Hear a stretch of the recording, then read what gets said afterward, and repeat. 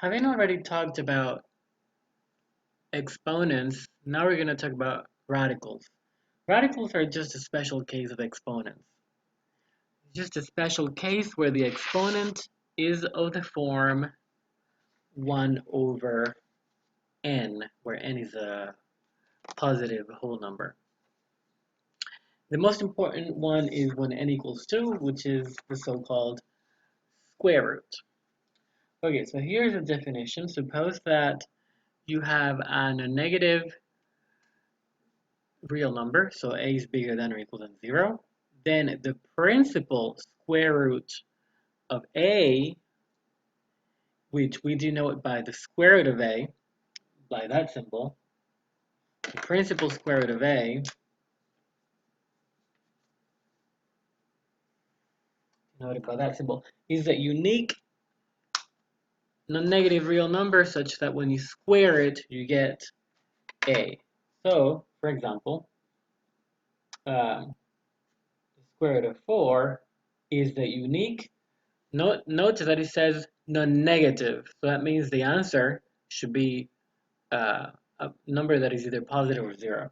So it's a unique number such that when I square it, I get 4. So the square root of 4 is 2. The square root of 4 is not negative 2, okay? Even though when you square, so that's a no. Let me cross that out.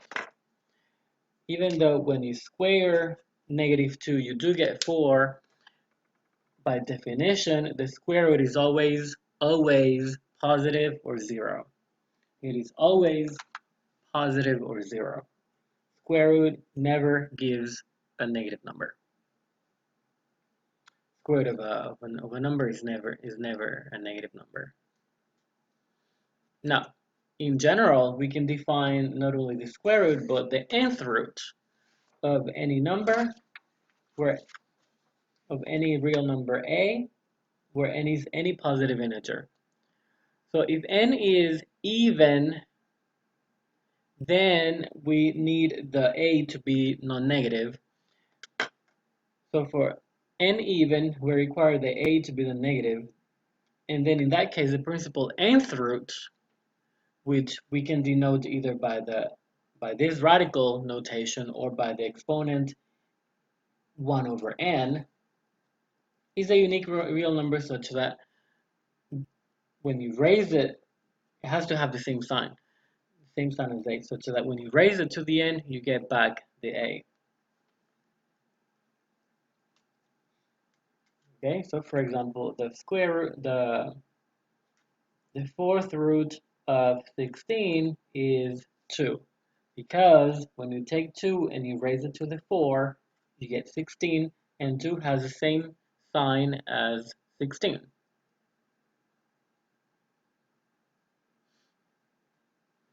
Okay, now it's always going to be positive because that's what we're talking about.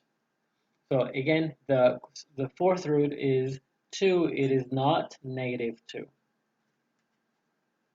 It is not negative 2, even though when you raise negative 2 to the 4, you do get 16. But we always take the nth root of an even nth root to be positive always. All right, now if n is odd, so this is for n even. Okay, so just highlight definition. When n is odd, then a doesn't really have to be positive or 0. It doesn't have to be in the negative. A could be anything, meaning you can take the nth root of any real number if n is odd. And in the case n is odd, it's really the same definition. It's really the same definition. So if you read pretty much word by word, you can define the nth root. Okay, so the difference is you cannot take the nth root of a negative number if n is even. So this you cannot do.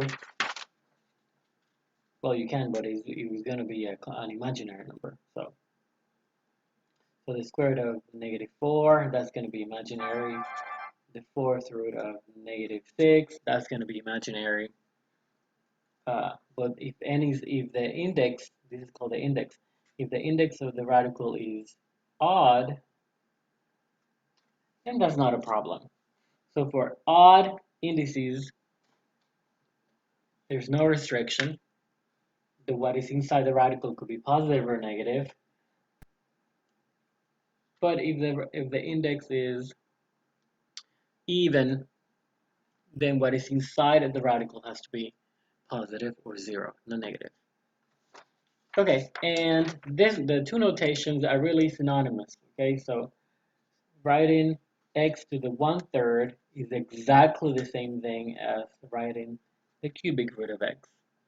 X to the 1/4 is exactly the same thing as writing the fourth root of x, and so on. X to the 1/10 is exactly the same thing as writing the 10th root of x. Okay, these are synonymous notations, so that means they mean exactly the same thing. Different notation for the same thing. All right. Okay. Now, so in particular, radicals, cubic roots, fourth roots, 10th roots, square roots, all of them are exponents. You see, they're exponents with the exponent is a fraction. So the cubic root is the same as x to the 1/3. The exponent is a fraction, 1/3. So because they are nothing but exponents, as I said, there's special cases of exponents. All the properties of exponents that you already learned apply. So in particular, you could distribute a radical when you have a division. Okay, and that's because, again, this is just an exponent. So uh, a over b to the 1/n, when one of the properties of radicals, of exponents, is that you can distribute that. So this is a to the 1/n, b to the 1/n. And using the radical notation instead of the exponent notation, this is just the nth root of a over b, this is the nth root of a, and this is the nth root of b. Okay, so that property of being able to distribute a radical over a fraction is just the corresponding property for exponents. So you can do that. You can also distribute a radical over a product. And remember that you cannot distribute a radical over a plus or a minus because you couldn't do it for a regular exponent, right? Remember that this is the freshman's dream mistake. You cannot distribute that. That is absolutely wrong. Wrong, wrong, wrong. You cannot do that.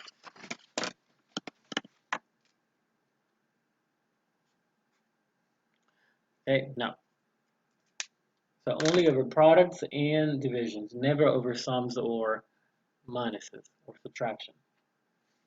So same thing with radicals. You absolutely cannot distribute a square root or any type of radical. Oops. This is not equal to the square root of a plus the square root of b. You cannot distribute radicals over sums or minuses. Okay, you cannot do that. Okay, the square root of a squared is just going to be the absolute value of a.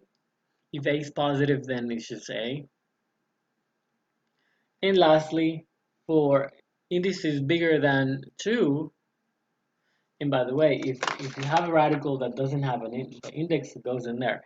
If you have a radical that doesn't have an index, as a cubic root, if you have a radical that doesn't have an index, that means there's an invisible 2 over there. We don't write it, but it's there. There's a 2 in there, so this is the same as that. When we don't write anything, there's an invisible 2. So the square root of a squared is the absolute value of a. If a is positive, you don't have to worry about that. And in general, if n is even, then the nth root of a to the n is the absolute value of a. And if n is odd, then it's just a. If a is positive, you don't have to worry about absolute values ever. And that's what we're going to do in this class. At least with me, I'm always going to assume that the variables are positive. If the variables are not necessarily positive, then when n is even, you have to put the absolute value. Okay, and here I have this warning. This is the example that I just told you about. You cannot distribute radicals over sums. Okay, so think about that example over there. Square root of 1 plus 1 is not the same as the square root of 1 plus the square root of 1. The square root of 1 is 1. So that the right hand side would be 1 plus 1, and the left hand side would be square root of 2. Square root of 2 is not the same as 1 plus 1. Okay, so what we're going to do is review how to simplify radicals. We want to simplify radicals. So let's simplify the square root of 40. In order to simplify this stuff, we have to break up the radical into something that has a square root that is a whole number and then the leftover. So 40 is not a number that has a square root that is a whole number. If it was like 36, then yes, because the square root of 36 is 6. 6 squared is 36. Or square root of 9, that would be 3. Square root of 4 is 2. Square root of 16 is 4. 25 is 5. But 40 doesn't have a square root that is a whole number. So what you do is you break it up. So you say, okay, think of a number that you can break up 40 into the product of those two numbers, and one of those two numbers has a square root that is a whole number. So for example, for this one, you can break it up into 4 times 10. And the reason I break it up like that and not like 8 times 5, even though 8 times 5 is 40, is because neither 8 nor 5 has a square root that is a whole number. Square root of 8 is a decimal, and the square root of 5 is also a decimal. So that's not a good way to break that up. So the good way to break it up is into 4 times 10, because even though 10 doesn't have a square root that is a whole number, 4 does. Okay? Okay, now once you think of those two numbers, you can use the properties of square roots that say you can distribute the square root and say this is the square root of 4 times the square root of 10. The square root of 4 is 2, so this is 2 square root of 10, and that's the end of that.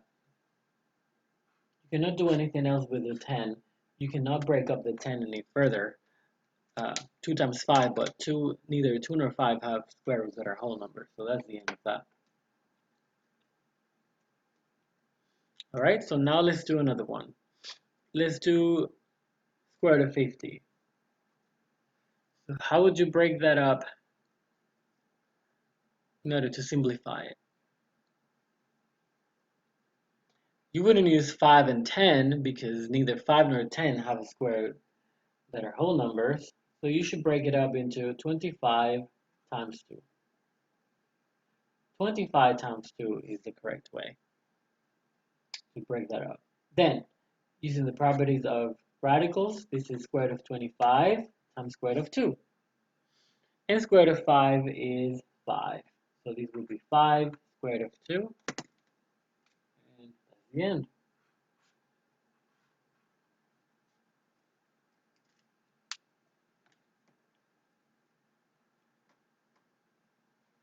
Okay, now let's do some where you have variables now. Okay, so this is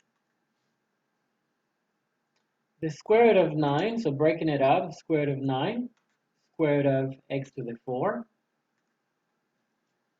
Okay, distributing that radical. Square root of 9 is 3. And now you can think, what is the square root of x to the 4? So here's an easy way of figuring out square roots. All you have to do is take the exponent and divide it by the index here, which is 2. That's how you're gonna figure out the an nth root. So there's an invisible 2 there. You divide the exponent inside by the index. So I'm dividing 4 by the invisible 2. 4 divided by 2 is 2. So this is going to be 3 squared. Okay, I divided the exponent inside, which is 4, by the index of the radical, which is 2. So, and that's it.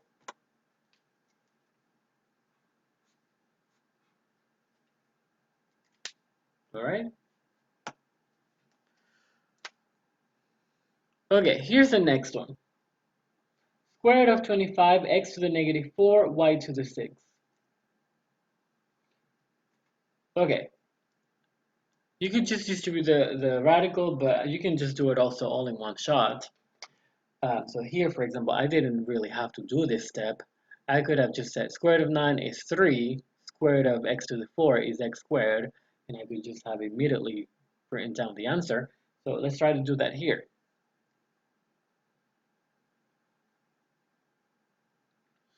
So square root of 25 is 5. And then square root of x to the negative 4, well, how do you do that? You divide the exponent by the index, which is an invisible 2. So negative 4 divided by 2 is x to the negative 2. And then y to the 6, the square root of y to the 6, you divide the exponent, which is 6, by the invisible 2. So 6 divided by 2 is 3. Okay, and that's the answer. It's not simplified, so we're not gonna report it like that. We're not gonna enter it like that or leave it like that. So because it has negative exponents, we never leave negative exponents in the final answer. So to simplify this, just move the negative exponent to the bottom. So this is gonna be 5y cubed, and then this moves down to the bottom. And now that's it.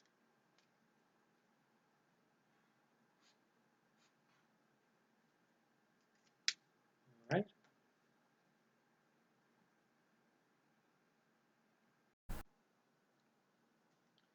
Now let's do a few more examples with different indices. They're all really done the same way, so that's the good news. So here's another example. Again, I say here that all the values are positive so that you don't really have to worry about absolute values. Okay, so let's simplify the square root of y to the 7. So normally what you do is you divide the exponent inside by the index outside. So I would like to divide 7 by 2, but if I divide 7 by 2, I will not get a whole number. I will get a decimal. So what you do then is the idea similar to what we did here. You break it up into a product of two things, one which does have a square root uh, that is neat, that is, you don't get decimals, and then the leftover. So here, I would need to break this up into y to the 6 times y, because the square root of y to the 6 I can do. I can divide 6 by 2 and not have decimals. So that's why I break it up into y to the 6 and y. And you could break it up like this, y and 3, but that's not very good because you want to break it up into the biggest number. You want to break up the exponent to the biggest number that you can divide by 2 and the leftover. Not like this, because then if you break it up like this, yes, you can divide 4 by 2, but then it would not be completely simplified. It would have to keep going.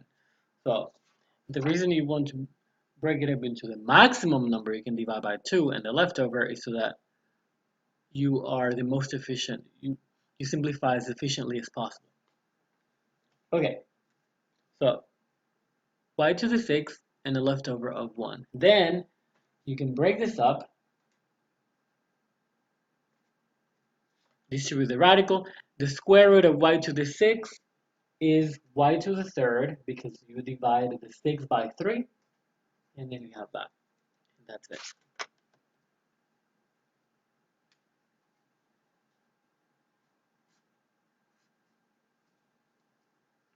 Okay? So that is always going to be the idea. You're gonna want to divide the exponent inside by the index outside. And if you cannot divide it, then you break it up into a number that you can divide and the leftover. So here, take a look at this one. This one says the cubic root of -8 x to the third y to the 6th. Okay, first of all, think of the coefficient. What is the cubic root of -8? What is the number that when you multiply by itself 3 times, you get -8? That would be -2. And -2 times -2 times -2 is -8. Then, for the x cubed, what I want to do is divide the exponent by the index outside. So I want to divide 3 by 3. So that would be x to the 1. And then for the y to the 6, I divide the 6 by 3. That would be y squared. And that is it. Normally, I don't write x to the 1. I just write x. So this is the way I would report my final answer. Okay, so again, regardless of what the index is, 3, 4, 5, etc., all you want to do is divide the exponent inside by the index. So 3 divided by 3 is 1, 6 divided by 3 is 2. So there. Okay, that's all. Now let's do another one, this one. You could stop the video, either in this one or in the next example, and try it on your own. And compare notes with me. Let's try this one.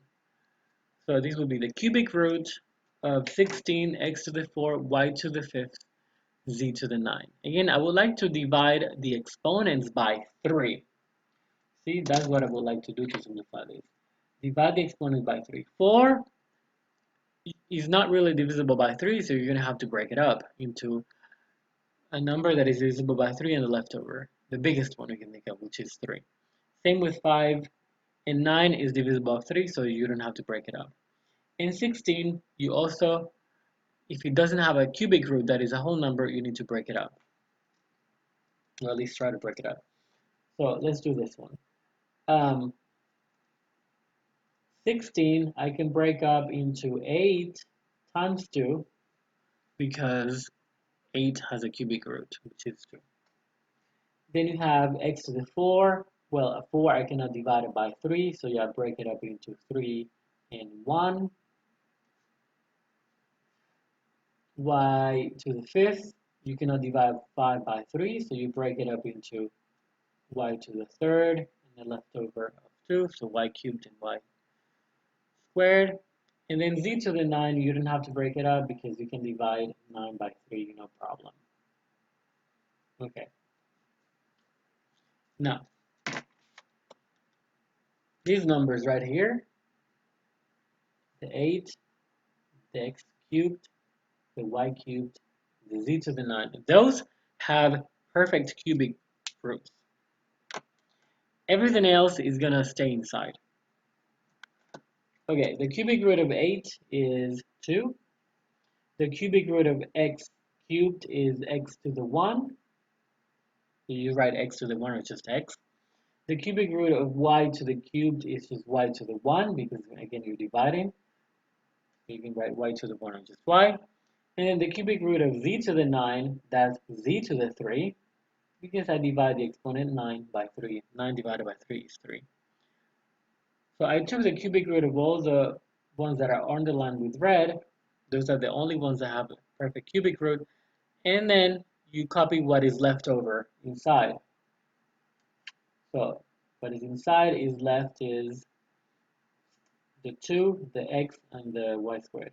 2, x, and y squared. And please don't forget that you have to copy these 3 there. This is not square root. This is supposed to be cubic root. So now a lot of students forget to copy the index. All right, and that is it. That is all for that.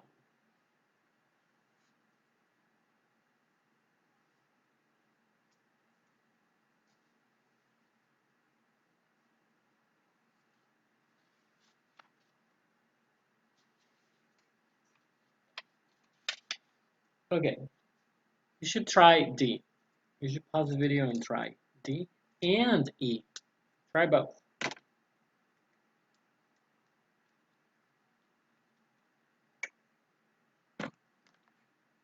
All right, let's do them. So this one. Fourth root of 8 to the 7. Well, normally I want to divide the exponents by the index. I want to divide 7 by 4. That's not a whole number. So you break it up into 8 to the 4 and the leftover. So 8 to the 4 and 8 times 8 to the 3. Then 13, you cannot divide that by 4, so you break it up into b to the 12 and b to the 1. So b to the 12 and a leftover of 1. And finally, 16, you don't have to break that one up because 16 is divisible by 4. And now, the ones that have a perfect fourth root are this one, that one, and that one. So those are the ones I can find the fourth root of. I can divide the exponents by 4, and then the rest are left over. So now let's write the final answer. The fourth root of 8 to the 4 is 8 to the 1. So 8 to the 1, which is A. The fourth root of b to the 12 is b to the third, because 12 divided by 4 is 3. The fourth root of c to the 16 is c to the 4. And copy what is left over. So a cubed and b, and remember, don't forget to put the index as the fourth root of a cubed b. And that's the final answer.